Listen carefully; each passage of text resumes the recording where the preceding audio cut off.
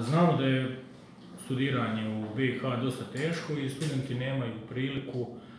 da dobiju neku praksu ili da uz samo studiranje, uz onaj teoretski dio dobiju i neki praktični uvid i da vide kako firme u stvari funkcioniraju. Njima to sve izgleda kao neka utopija, ok, studiraš 2, 3, 5, 6 godina, ovisi za koliko stigneš da završiš, onda dobiješ posao i to je to. Većina njih se frustrira, većina njih, nakon što ne dobiju posao, većina njih stvarno nema nikakvog doticaja kako firme funkcioniraju, nemaju priliku da dobiju nekakvu sliku o tome i onda samo gledaju kako će izaći iz Bosne i Hercegovine, kako će otići vani.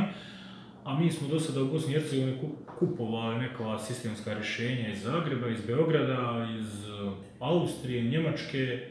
i tako da cilj nam je da to počnemo ovdje da proizvodimo i da ta rješenja plasiramo vani.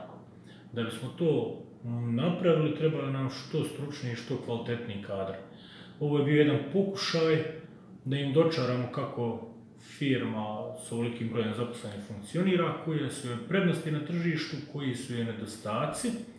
kakav je pogled i kakva nam je vizija razvoja, kakvi su nam planovi, kakva je mogućnost napredovanja naspram Sarajeva koji većinom oduzima kadrove. Mislim da smo s ovim dosta postigli, da smo studentima prikazali na koji način radimo, s čim se mogu susreti i zainteresirali ih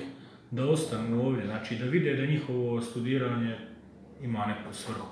i da je jako bitno da završe studij do kraja, ne da prekinu na prvoj i drugoj godini, da budu nedovršen kadar i da počnu studirati, da počnu raditi negdje, što je sasvim nelogično.